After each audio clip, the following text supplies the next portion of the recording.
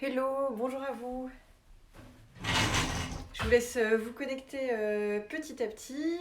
Bienvenue sur le compte de Fibremood pour le live Mira. Trop heureuse d'être là aujourd'hui avec vous. Coucou Julie, salut.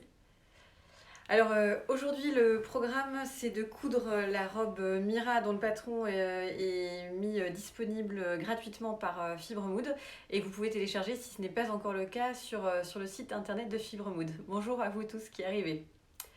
Donc moi je suis super contente d'être là parce que Mira c'est genre ma robe préférée de tous les temps. J'en ai déjà cousu 4, là c'est la 5e.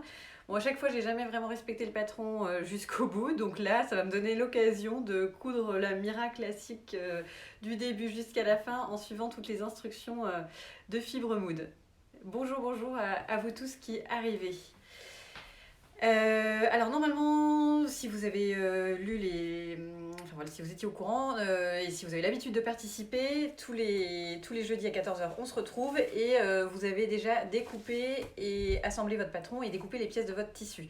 Donc moi j'en suis là, on va reprendre ensemble toutes les pièces pour être sûr que tout le monde ait bien ce qu'il faut chez soi à la maison.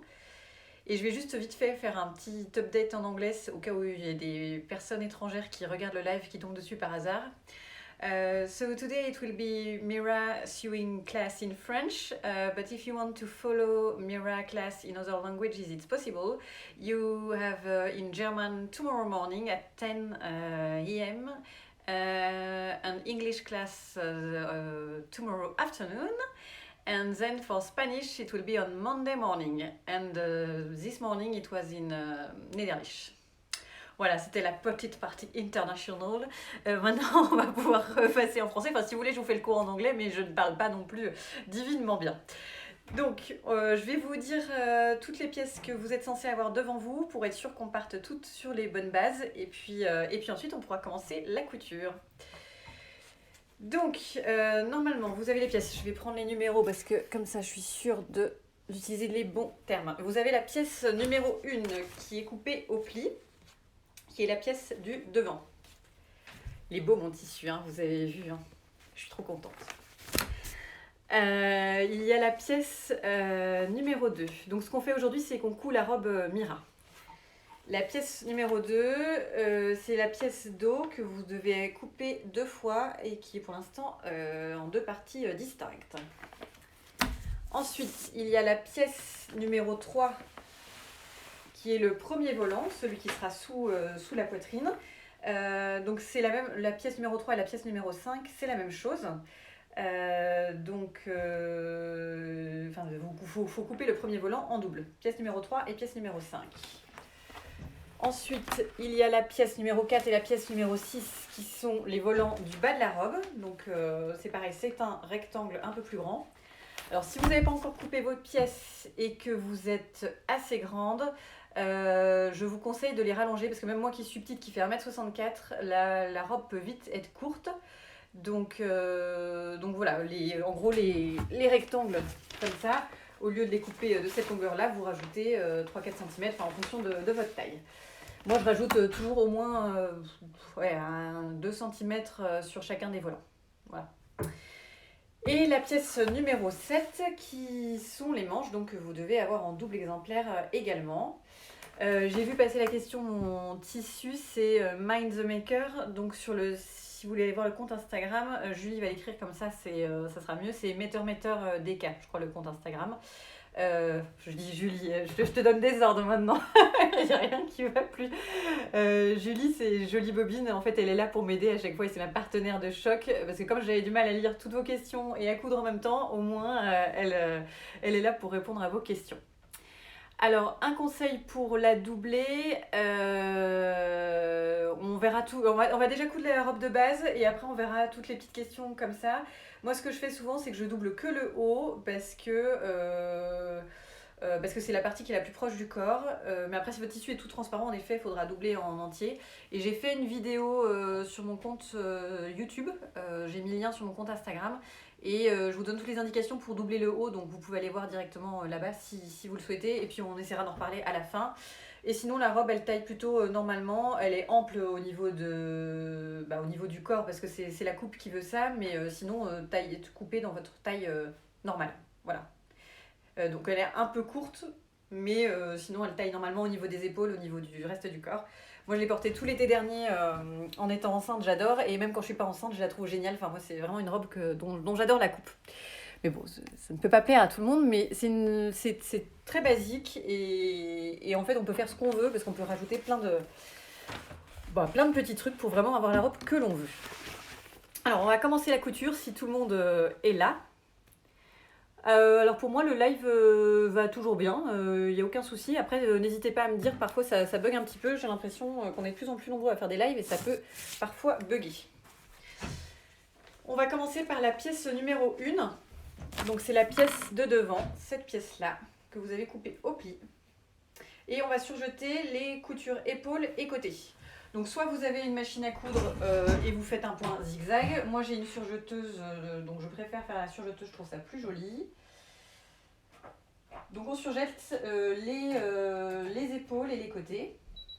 Ah, forcément j'utilise la pédale de la machine à coudre, donc ça ne va pas marcher. J'ai les deux, à chaque fois je me trompe.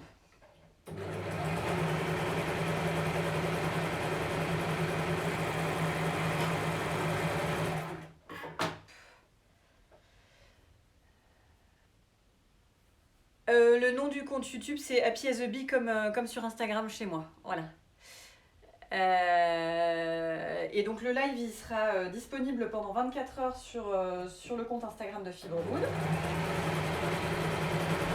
Comme à chaque fois. Et a posteriori, il sera également disponible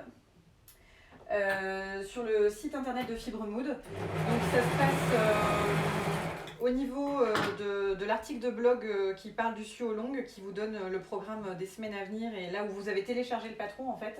Les anciennes vidéos sont disponibles au même endroit.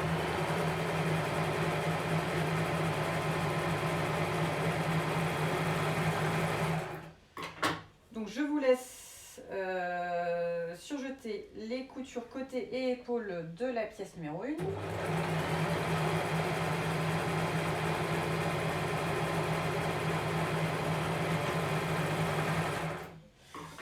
Je change juste les réglages de ma surjeteuse au fur et à mesure parce que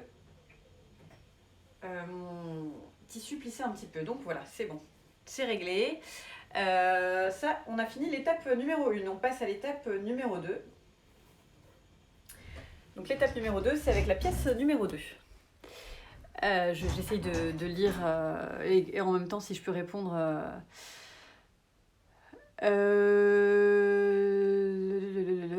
en fait, c'est sur le compte Instagram. Alors, je sais pas pourquoi pas YouTube. Je sais même pas si Fibrewood a une vidéo, a un compte YouTube. C'est possible. J'imagine que oui, mais voilà. Et alors en effet, le chemisier de la semaine dernière, c'est possible qu'il ne soit pas encore en ligne parce qu'il y avait des petits soucis de stockage et de place. Donc elles ont mis un peu de temps à les mettre en ligne, mais c'est possible que ça va arriver. Voilà. Et de toute façon, la vidéo sera disponible de façon permanente sur le site de Fibrewood. Donc on prend la pièce numéro 2, c'est celle-ci, c'est le dos. Il y a un petit décroché ici, ça sera au niveau de l'ouverture de la petite goutte dans le dos, parce que c'est un col rond et puis il y a une petite goutte dans le dos. Et cette fois-ci, on va venir surjeter la couture épaule, la couture côté et tout du long ici de la couture qui sera au milieu dos.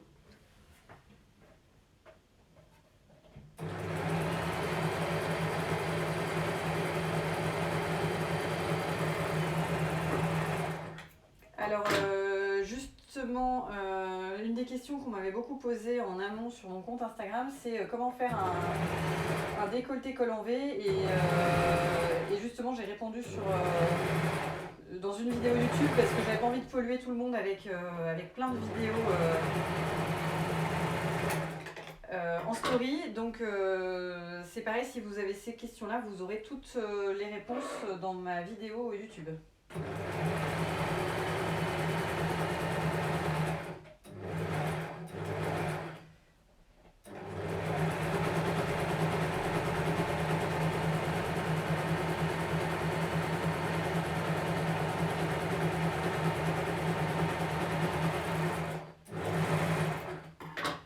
Donc je vous montre ce que ça donne. Hop. J'aplatis un petit peu les les coutures de ma surjeteuse qui tirent un petit peu, qui plissent le tissu là.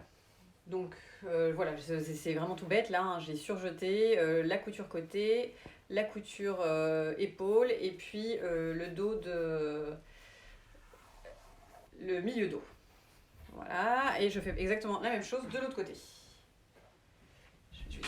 Hop. Le nom de mon compte YouTube, c'est Happy as a Bee.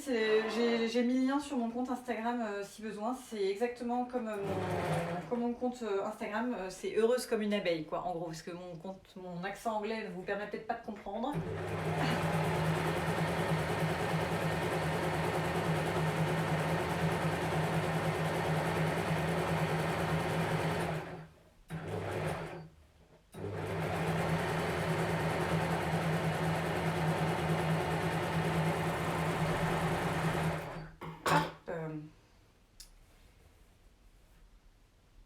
Donc on surjette, ça permet de faire des jolies finitions quand la robe sera montée à l'intérieur de la robe. Il me reste 2 coutures à surjeter et ensuite on va passer à l'assemblage du haut.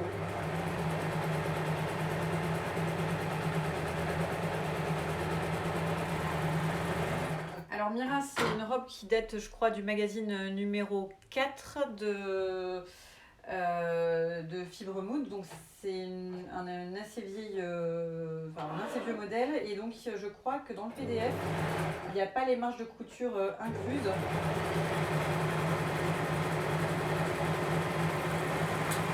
Et ça, c'est vraiment spécifique à ce patron parce que tous les nouveaux patrons proposent marge de couture incluse. Voilà.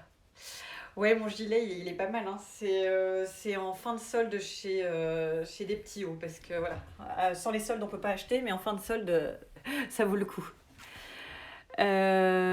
Voilà. Et oui, Julie, elle a fait une super version qui est avec où elle l'a rallongée vraiment une des basques et c'est super canon aussi. Donc c'est plutôt à vous de voir comment vous les rallongez les volants.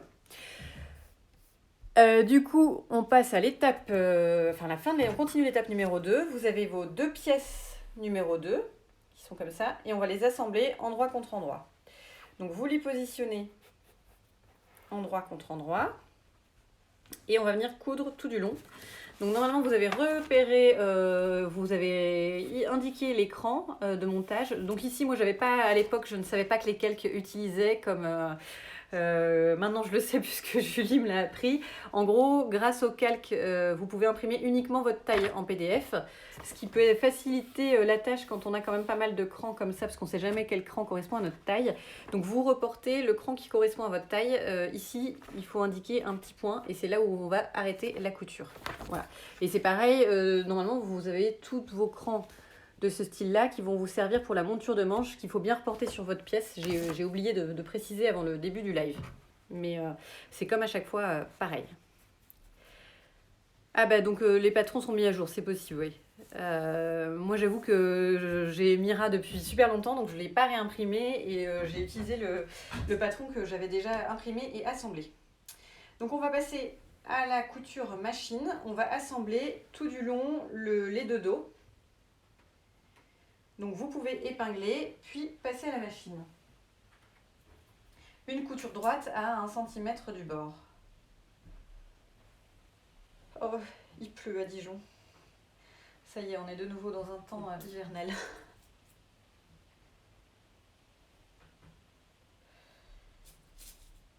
Au moins on sait pourquoi on est à l'intérieur cette fois-ci, il n'y a pas de tentation d'aller dehors. Donc pour la couture du dos, vous avez donc épinglé. Et pour la couture du dos, on va la faire tout du long à 1 cm du bord. Et on va s'arrêter ici, à l'endroit où vous avez repéré, vous avez mis la marque qui est sur le patron.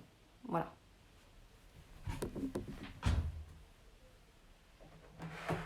Hop. Donc une couture tout du long à 1 cm du bord, au point droit, au point basique de votre machine à coudre.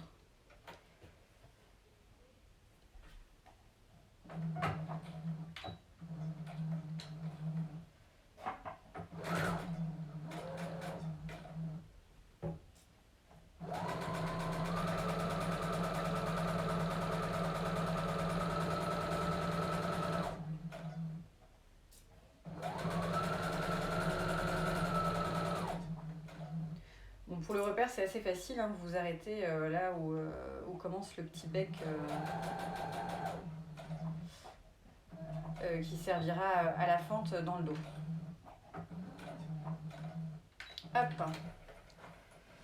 Donc voilà, moi j'ai fait ma couture et on va aplatir la couture au fer à repasser. Donc c'est ce que je vais faire tout de suite. Je le fais derrière, j'ai oublié de brancher mon fer. Hop. Bon, je vais laisser mon fer un petit peu chauffer et puis je vais vous passer...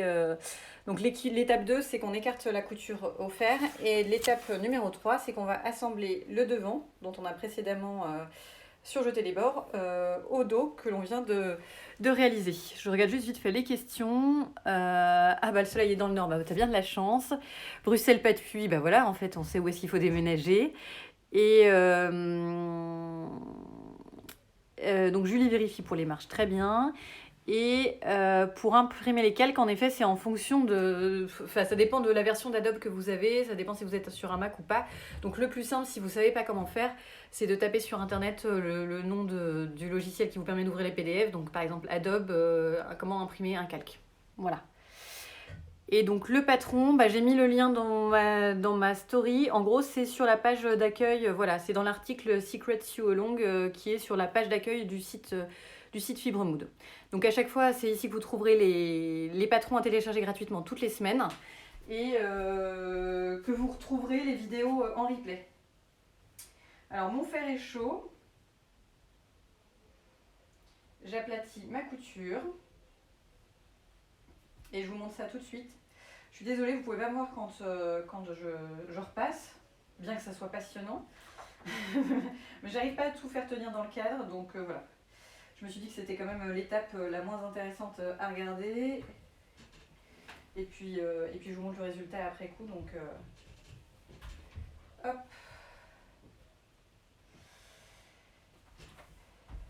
Donc voilà, j'ai aplati ma couture, c'est-à-dire que j'ai passé un coup de fer pour aplatir les marges de couture de part et d'autre de la couture.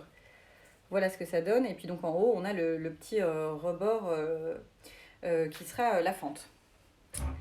Voilà, étape numéro 3, on prend notre pièce devant et on vient poser nos deux pièces dos, endroit contre endroit. Hop. Et on vient épingler les coutures épaules ensemble, endroit contre endroit, bord à bord, les coutures côté et pareil des deux côtés. Et on vient les coudre à 1 cm. Alors je vais épingler et puis comme ça je vais pouvoir faire le petit point des questions si besoin. En tout cas c'est trop chouette de vous retrouver. Moi, je le dis à chaque fois, mais parce qu'à chaque fois c'est un bonheur, les jeudis après-midi, de savoir qu'il y a de la couture tout ensemble. C'est chouette. Alors ça dépend à quel point tu es grande. Si tu fais 1m80, 1m90 ou 1m70. Moi je fais 1m64. Le buste je ne le rallonge pas, mais par contre je rallonge juste les volants. Et je rallonge les volants de 1 ou 2 cm. Donc si tu es plus grande, pour voir la longueur finale que tu souhaites sous ta robe. Prends peut-être une robe du commerce et puis regarde quelle longueur totale tu veux par rapport aux épaules. Et dans ce cas-là, allonge les volants en fonction. Mais je pense que tu peux facilement rajouter 3-4 cm à chaque volant et puis 2 cm sous le buste.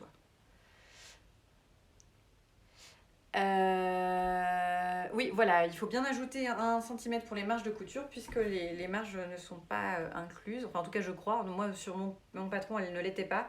Peut-être que ça a été revu depuis, j'ai pas vu si Julie avait répondu sur ça. Et en effet, c'est tous les jeudis. Et donc, c'est toutes les semaines en ce moment en période de confinement. Donc, c'est trop génial parce que moi, j'ai le temps de coudre toutes les semaines. Je prends le temps de coudre avec vous toutes les semaines, donc c'est chouette. Et en plus, Fibremood offre un patron gratuit par semaine, donc c'est quand même juste génial. Surtout que moi, leur patron, je trouve qu'ils sont top, quoi. Ils tombent souvent bien. Enfin, d'ailleurs, j'ai jamais été déçue pour l'instant de tout ce que j'avais cousu. Il y a des choses que je mets moins parce que c'est moins mon style, mais à chaque fois, c'est tombé toujours nickel. Et les finitions, je trouve, sont rapides et intelligentes. Ça fait des choses propres sans y passer non plus des heures.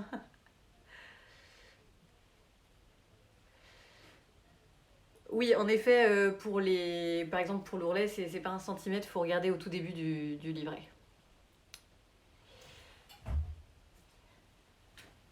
Hop, donc moi j'ai épinglé mes coutures épaules, mes coutures côté et je vais les passer à la machine à coudre à 1 centimètre du bord ou à moins en fonction de la marge de couture que vous avez ajoutée.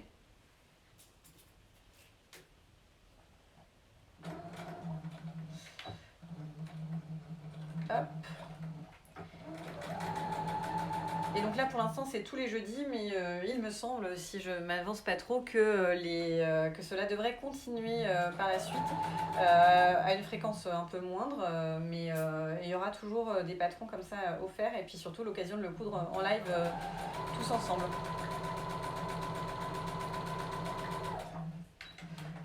Donc j'ai cousu un des côtés, maintenant je fais les 2 épaules. Il pleut de pas possible à Dijon, c'est tout gris, tout froid.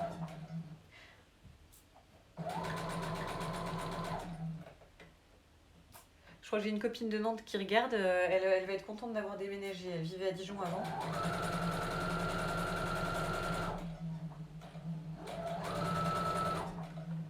Voilà, j'ai fait une couture côté, épaule, je fais l'autre couture épaule et la dernière couture côté. Et donc la semaine dernière, on avait cousu Norma, qui est un chemisier que j'adore. Je ne l'ai pas mis aujourd'hui parce qu'il faut que je le repasse, sinon je l'aurais mis tellement je l'aime beaucoup. Et puis la semaine prochaine, je crois que c'est un... Ah, il y a Lola aussi qui est là, trop chouette. Et oui, et donc la semaine prochaine, je crois que c'est... alors je sais plus comment il s'appelle, mais c'est un sweat pour enfants, si ça n'a pas changé. Et après, ça sera une robe pour femme, une autre robe en sweat. Allez, la dernière couture côté, toujours à 1 centimètre du bord. Ensuite, on va aplatir les coutures. Donc comme tout à l'heure, on va passer un coup de fer pour répartir les marges de couture de part et d'autre de la couture.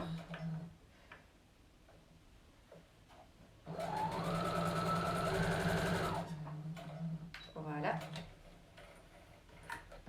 Je passe juste un coup de fer pour aplatir les coutures et on passe à l'étape suivante.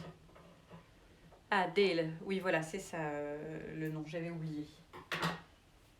Pourtant, je l'ai, hein, mais j'ai oublié. On était censé coudre Dale il y a 3 semaines, mais devant le succès de Top Norma et de la robe Charlotte, ils ont préféré, et je trouve ça trop sympa de leur part, mettre en priorité les patrons plus saisonniers. Voilà, je coupe juste 2-3 fils avant de m'en retrouver partout parce que c'est pas très visible pour vous s'il y a des fils de partout.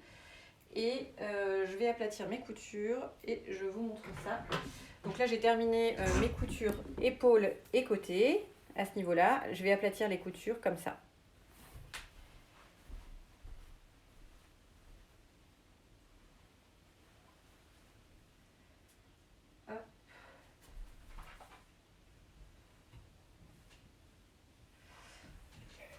Alors moi, quand je couds toute seule, parfois je fais tout directement à la surjeteuse. Plutôt que de surjeter et coudre par la suite, je couds et je surjette en même temps.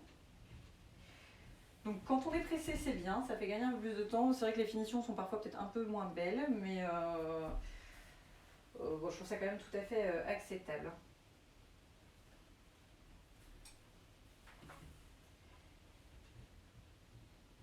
Hop. Donc voilà, j'ai aplati mes coutures, non, il m'en manque une.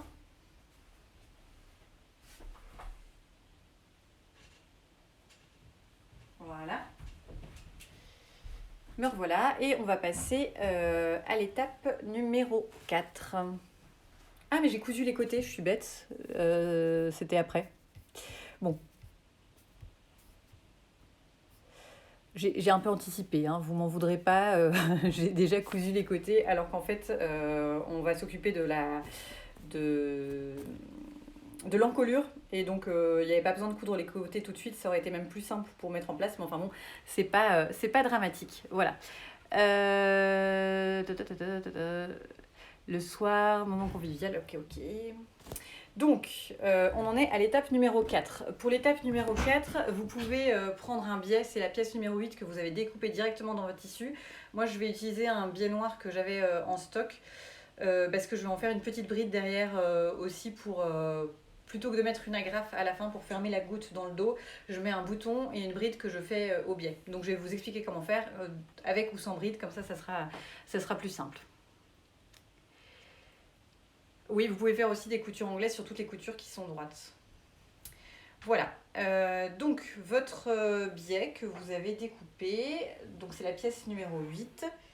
Moi je prends mon biais normal. Donc vous c'est un rectangle complet. Donc normalement vous avez quelque chose qui doit s'apparenter à ça, de largeur. Et en fait on va le replier. Donc envers contre envers pour mettre l'endroit sur l'extérieur et vous allez le plier tout du long comme ça et passer un coup de fer pour maintenir le biais comme ça. Voilà. J'ai pas le temps de lire tous vos commentaires, mais Julie gère, elle me fera un résumé après.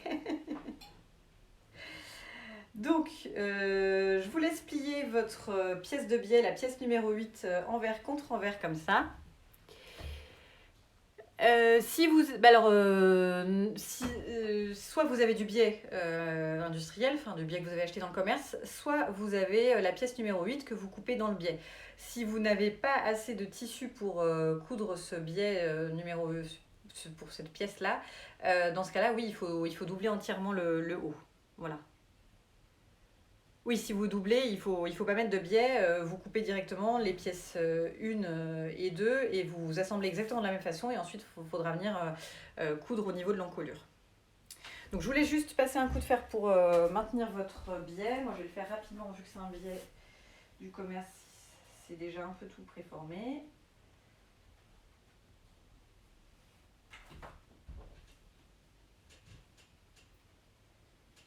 Hop. Voilà. Ça lui fait du bien d'être repassé un peu quand même.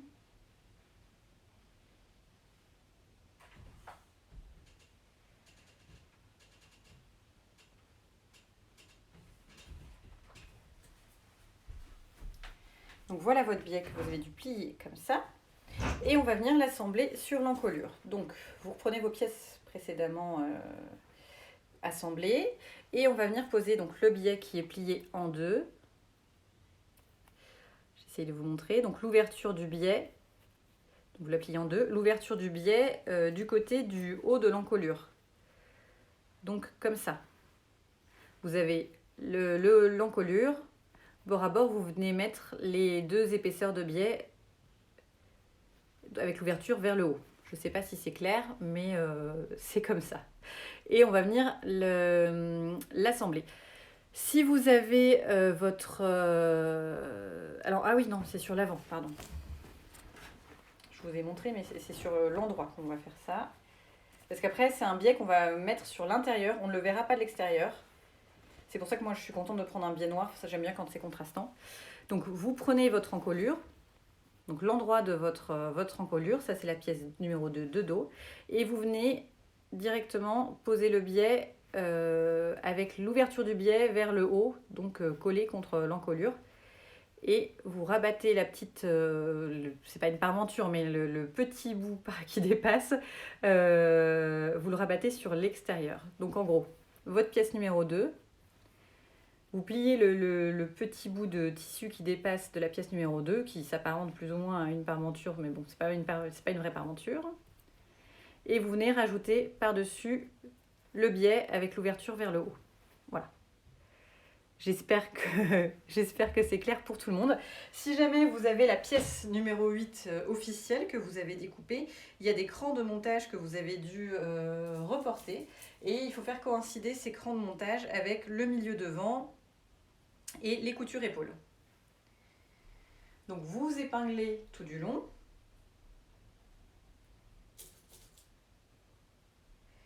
Si vous avez bien géré votre cou, normalement, vous devez avoir la pièce numéro 8 qui coïncide parfaitement avec votre encolure. Et si vous utilisez un biais non, pas la pièce numéro 8, mais un biais du commerce, je vais vous montrer si vous voulez rajouter une bride. C'est ce que je fais en général parce que j'aime pas trop les agrafes, je trouve ça un peu difficile à attacher quand on est toute seule. Hop. En fait, j'arrive pas très bien à lire avec ça. Voilà. Ouais, mon tissu, je l'adore, je le trouve superbe. Donc c'est une viscose, donc elle a un super tombé. Mais vous pouvez très bien, moi je l'ai déjà fait en double gage, je l'ai déjà fait en coton léger. Vous pouvez prendre un peu ce que vous voulez en tissu, faut pas que ça soit trop lourd. Faut pas que ça soit trop rigide non plus parce qu'il faut que les fronces soient jolies dessus. Mais Mira, vous pouvez le faire avec quand même pas mal de tissus différents. Hop, j'ai bientôt fini d'épingler. J'espère que c'est le cas vous aussi. Alors en fait, le biais, c'est envers contre envers que vous le pliez en deux. Et vous venez le positionner contre l'endroit du tissu. Voilà.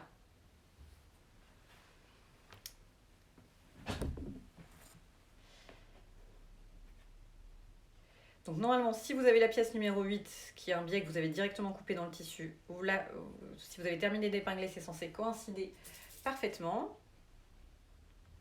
Moi, je vais faire une petite bride. Donc ce que je vais faire, je vais vous montrer tout de suite. Je regarde juste combien de centimètres je laisse pour ma bride. Je vais laisser, si vous voulez faire une bride, vous laissez un bout libre comme ça, vous aurez besoin de moins de ça, mais au moins je vous montrerai à ce moment-là. Ça sera sur l'intérieur. Voilà. Je vérifie que tout va bien. Donc vous faites exactement pareil, si votre biais dépasse, que ce soit votre pièce numéro 8 ou le biais industriel, vous pourrez faire une petite bride après, je vous montrerai. Donc si vous avez un doute, on en est à l'étape 4 de la gamme de montage. Vous pourrez regarder les schémas, c'est très très clair également. Voilà. Alors si votre tissu est transparent, en effet, faut le doubler. Et moi, parfois, ce que je fais, c'est que je double surtout que le haut. Voilà. Enfin, si c'est pas trop transparent, parce que sinon, c'est quand même un petit peu compliqué. Donc maintenant que vous avez... tout épinglé, donc normalement c'est censé ressembler à ça chez vous. On vient coudre à 0,5 cm du bord. Donc on coud dans 3 épaisseurs, les 2 épaisseurs de biais et puis le devant enfin le tissu principal. Donc à 0,5 cm du bord, tout du long.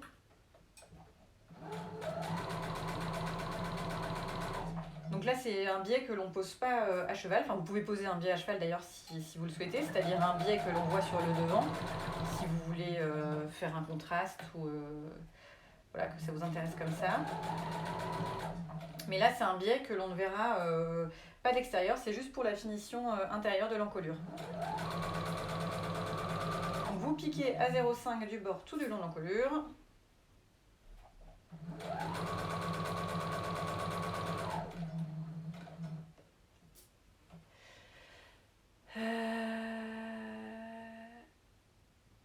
Ah oui, je suis à l'envers parce que c'est le biais. Donc ça s'appelle une parmenture rapportée. Eh bien, merci Julie, j'en apprends tous les jours avec toi. Donc visiblement le petit bout de tissu que j'appelle bout de tissu depuis tout à l'heure, qui est comme une parmenture, mais c'est pas une vraie parmenture puisque ça appartient à la pièce de tissu. Donc c'est une parmenture rapportée, voilà.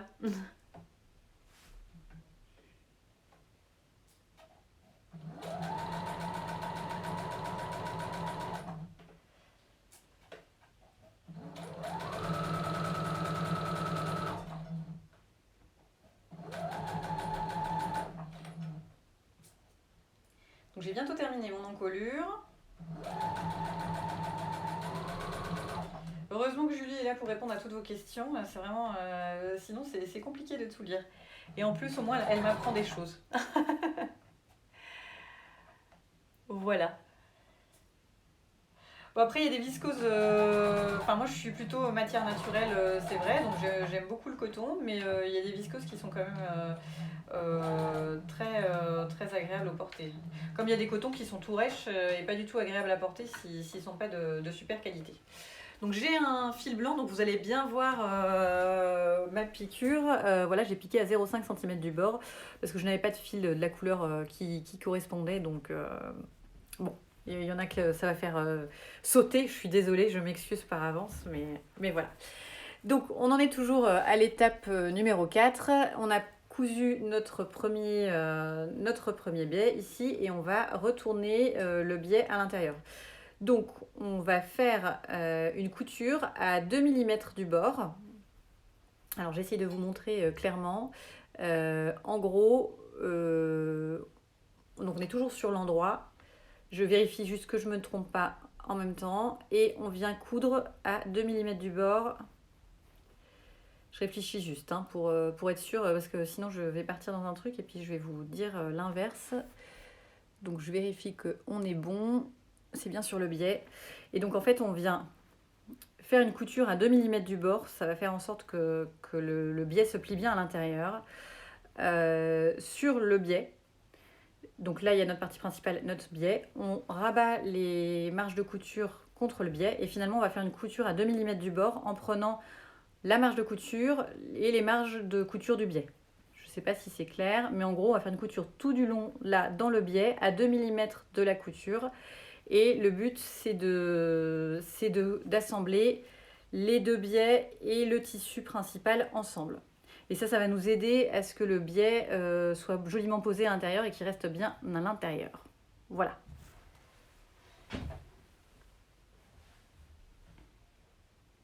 Donc à 2 mm du bord de la couture. Ça, c'est une couture qu'on verra de l'intérieur. Donc, no stress s'il y a des petits défauts, ça sera sur l'intérieur de l'encolure. Mais par contre, c'est une couture qui se verra. Et comme moi, je fais une couture en blanc alors que j'ai un biais noir, je vais essayer de me concentrer un minimum pour faire en sorte que cette couture soit jolie.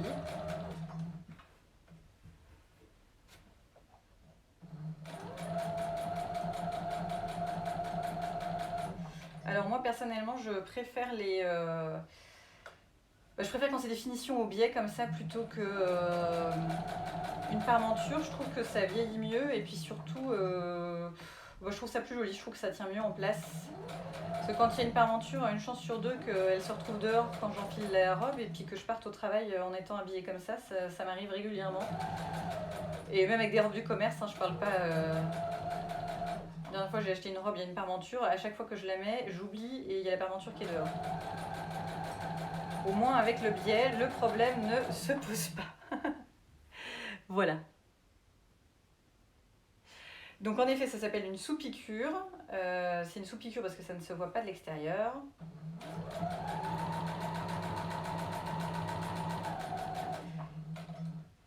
C'est pour aider à ce que le biais se mette bien en place à l'intérieur. Mais si vous voulez passer cette étape, vous pouvez.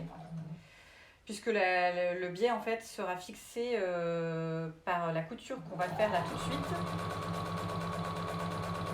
Donc la couture finale entre guillemets du biais. Pour maintenir le biais à l'intérieur de l'encolure.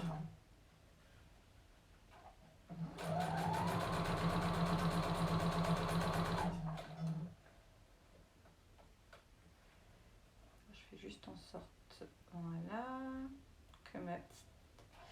Donc là j'arrive à la fin de ma couture de l'encolure. Je continue sur le biais pendant 2-3 cm parce que comme je vous disais, je vais faire une bride. Donc si vous voulez faire une bride, continuez encore sur 2-3 cm. Voilà. Hop. Donc si vous avez fait comme moi, ça vous donne ça. Et maintenant, en fait, on va fixer le biais à l'intérieur, comme ça. Donc sur l'extérieur, ça nous donnera ça, on verra pas le biais, et sur l'intérieur, on verra le biais. Donc vous avez une couture à 2 mm du bord ici, et on va faire une couture tout le long du bord du biais. Donc ça doit être à 0,5 à côté du bord, c'est pas précisé, mais en gros, si vous piquez à 0,5 cm du bord, vous allez faire une couture tout du long du bord pour maintenir le biais à l'intérieur. Parmenture rapportée aussi, remarque. Nanana, je parlais en général. J'ai pas suivi tout. Alors je vais laisser Julie répondre. Donc cette fois-ci, avant de faire la couture, on fait bien attention dans le coin à ce que la parmenture revienne sur l'envers de la robe. En gros, là vous en êtes là. Il faut bien remettre la parmenture correctement. Voilà. Et faire une couture tout du long. Donc là, on fait une couture à 0,5 mm du bord. C'est une couture qui se voit sur l'extérieur, donc c'est pareil, on fait attention. Moi, pour l'instant, je vais la faire en blanc parce que j'ai que ça à la maison. J'ai pas du tout. J'aurais bien aimé un petit ocre qui aille bien avec le tissu. J'en ai pas, donc au pire, je l'enlèverai. D'ailleurs, je vais mettre un peu plus grand, ça sera plus facile à enlever si c'est moche. Et j'en referai une avec un fil assorti dès la fin du confinement, mais je crois que c'est la folie pour aller chez Mondial Tissu, donc je vais pas y aller maintenant, sachant que j'ai encore un petit peu de tissu en stock et que ma petite mercerie de quartier n'a pas encore réouvert. Donc là on se concentre parce que c'est une piqûre que l'on voit de l'extérieur et c'est la dernière piqûre qui permet de maintenir le biais en place et de faire une jolie encolure avec une belle finition. J'espère que c'est clair pour tout le monde, surtout s'il y a des choses qu'il faut remontrer, vous me le dites. Hein. Ah, Julie n'aime pas les biais du commerce, perso. Ouais, alors c'est pareil, les biais du commerce, il y en a qui sont vraiment de qualité merdique, qui sont tout rigides. Moi, quand c'est un biais qu'on voit de l'extérieur, clairement, j'aime bien quand le biais il est identique au tissu que je couche. Je trouve que ça fait quelque chose en plus. Par contre, quand c'est bizarre, mais quand c'est un biais à l'intérieur, j'aime bien qu'il soit d'une couleur contrastante et que ça soit pas exactement le même. Bon, chacun ses lubies. Voilà. Et donc pour faire votre propre biais, donc il faut couper en biais le tissu et après il y a certaines petites machines qui existent pour plier son biais soi-même. Alors moi j'utilise pas ça, je coince une épingle dans ma table à repasser et je fais directement comme ça, en faisant passer le biais directement dedans. Mais j'ai jamais utilisé de machine à faire le biais, peut-être qu'il faudrait que j'investisse. Si on me dit que c'est vraiment bien, j'investirai peut-être un jour, mais c'est vrai que pour l'instant, je n'ai pas encore investi. Peut-être aussi parce que j'aime bien les biais du commerce, je ne sais pas. Il doit y avoir un peu de ça. Bon, en fait, ma bride, je la ferai tout à l'heure, je vous montrerai. Parce que sinon, ça va faire moche comme ça. Donc, je termine ma surpiqûre à 0,5 mm du bord pour maintenir le biais à l'intérieur.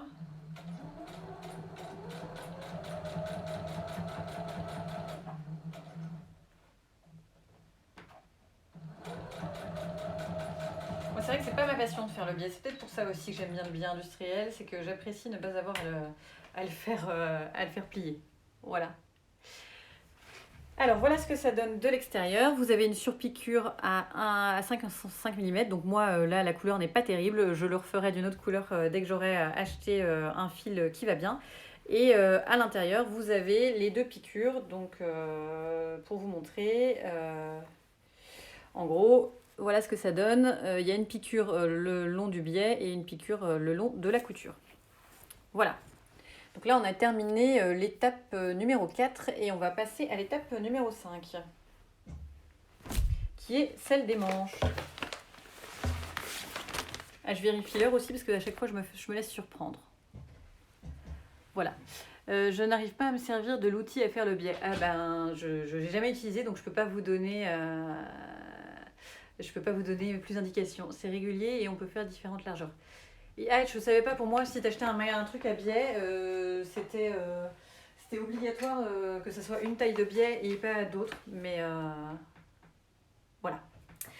Donc, vous prenez vos pièces numéro 7 qui sont les deux manches. Et on va venir surjeter le bord des manches. Donc, le côté des manches avant de les assembler. Donc moi je le fais à la machine, la surjeteuse pardon. Mais vous pouvez le faire avec le point zigzag de votre machine.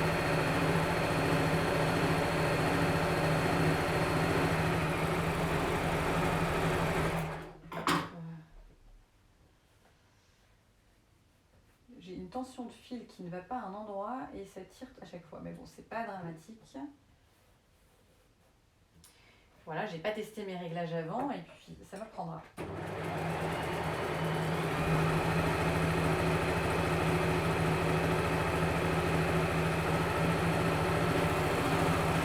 Ah bah ça va beaucoup mieux, voilà. Parfois il suffisait de pas grand chose.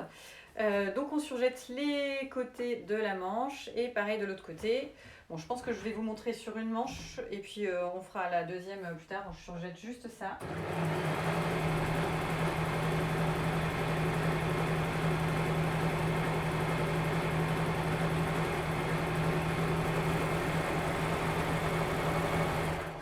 C'est pas le point essentiel la manche, donc ça sert à rien qu'on s'y attarde trop. Maintenant que j'ai commencé celle-ci, je la termine, mais sinon je vais montrer le montage sur une manche.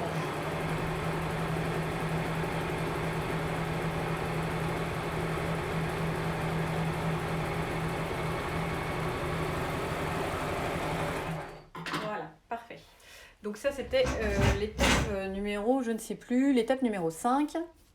Donc vous avez votre manche, on va la plier en deux, endroit contre endroit, et on va épingler pour assembler le bord de la manche. Donc le patron prévoit des manches 3/4, mais si vous voulez réduire la manche, il n'y a pas de souci. Moi pour l'instant j'ai jamais fait les manches 3/4, si j'ai fait une fois c'est tout. Pour réduire la manche, il suffit de couper des manches plus courtes. Donc vous mesurez la distance entre la croisure et ici, si vous voulez 10 cm, vous coupez à 10 cm et vous vérifiez bien que de part et d'autre de la manche, ça soit bien que 10 cm. Sinon vous allez avoir un petit décalage. Combien de tissus avez-vous utilisé? Je sais pas exactement. Je vous dirai ça tout à l'heure. Je mesurerai si vous voulez. Et encore une fois, dans ma vidéo YouTube, je fais que parler de ça. Je donne 2-3 astuces pour dépenser moins de tissu si vous êtes un petit peu en rate de tissu. Voilà. Donc, j'ai épinglé endroit contre endroit la manche et je vais la coudre tout du long.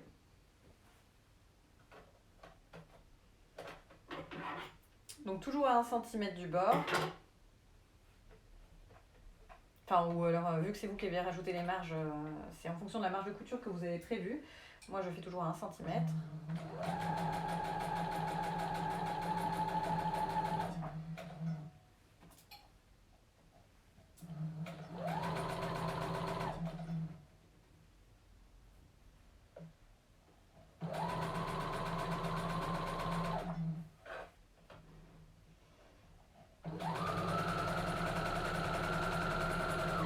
Voilà, on a assemblé la première manche. Ouais, moi pareil, je suis comme Julie, je fais un Tetris pas possible, donc j'avoue que à chaque fois j'essaye de gâcher le moins de tissu possible, donc il y a des fois j'atteins des records, je ne comprends même pas moi-même. Donc c'est pour ça que la longueur des manches en général je ne fais jamais celle qui est recommandée sur le patron, parce que comme c'est ce que je mets en dernier, souvent c'est ce que je raccourcis. Voilà. Donc vous avez assemblé endroit contre endroit la manche. Je vous laisse passer au fer à repasser la couture pour l'aplatir. Donc comme tout à l'heure, c'est pour répartir de part et d'autre les marges de couture.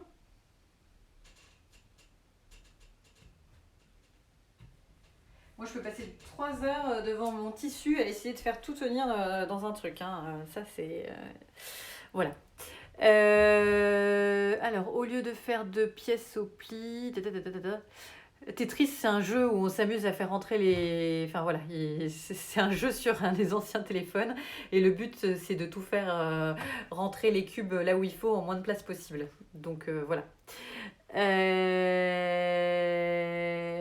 Alors, si vous avez utilisé, il n'y a pas de souci pour la bride.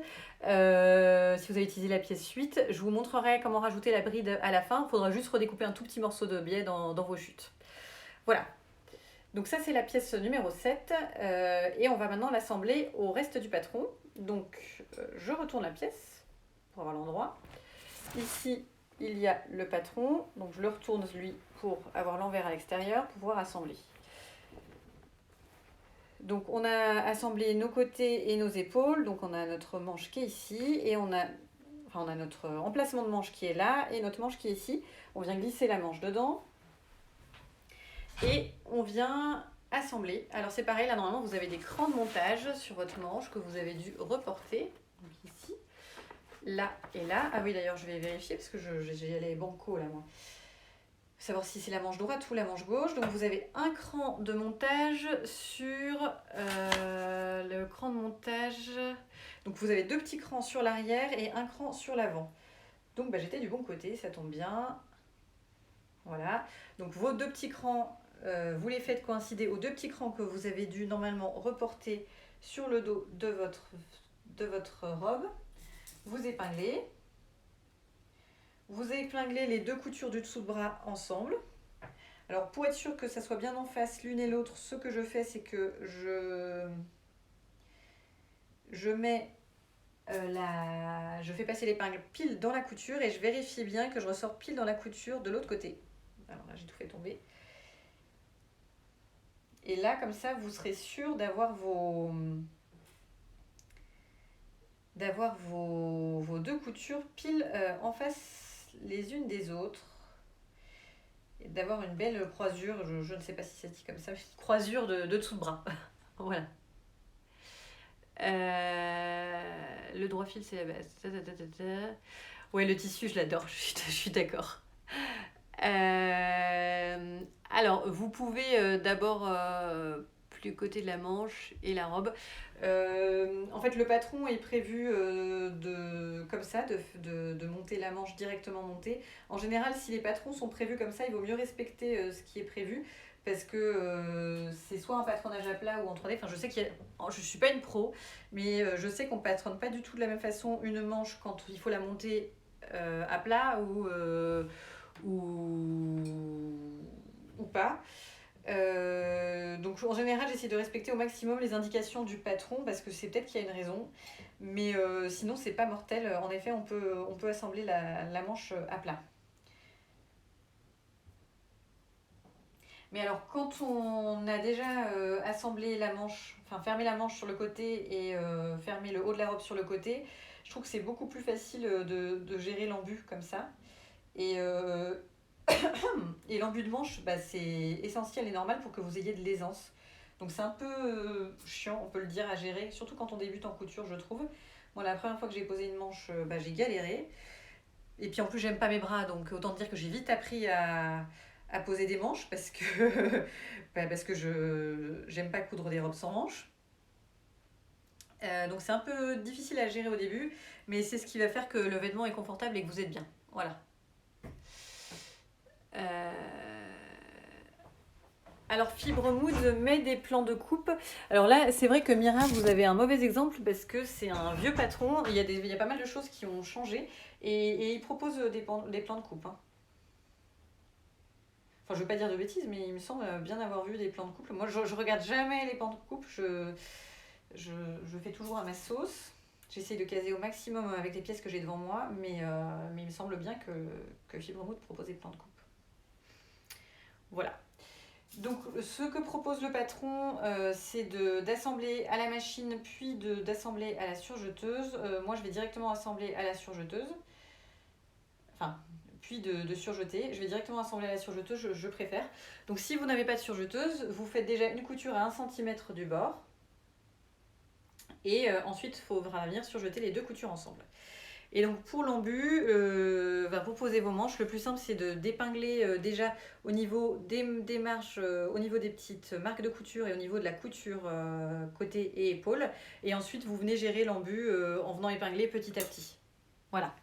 Je vérifie juste, il est 54, les lives s'arrêtent au bout d'1 heure et se coupent en général, donc je vais l'arrêter avant, j'anticipe, parce que parfois ça bug quand il coupe tout seul. Donc je vais anticiper, je vais le couper et l'enregistrer et je reviens tout de suite pour assembler la manche. Voilà. Alors j'ai pas tout suivi. Pourquoi donc il faut couper les tissus en fonction du droit fil parce que ça n'a pas du tout le même tombé. En gros, quand on coupe dans le biais, le tissu il est beaucoup plus fluide et souple. Et donc, si on coupe pas le tissu dans le droit fil, en fait, souvent ça va bailler. Par exemple, s'il y a un décolleté et qu'il n'est pas bien coupé dans le droit fil, ça va bailler et c'est lié au fait que ça soit dans le biais du tissu. Voilà. Et le droit fil pour la tenue, comme le dit Julie. Et par contre, si vous avez, voilà, pour le tombé, et si vous avez, parfois, vous avez un motif dans un sens et vous voulez jouer sur le contraste, si c'est au perpendiculaire du droit fil, souvent ça va aller aussi. Mais ce qu'il faut surtout pas, c'est couper en biais, parce que quand vous coupez en biais, bah, ça fait exactement comme le biais qu'on a tout à l'heure. En fait, ça donne de l'élasticité. Voilà, donc ça risque de poser problème. J'arrête tout de suite le live avant qu'on soit coupé, et puis ensuite, on reprend.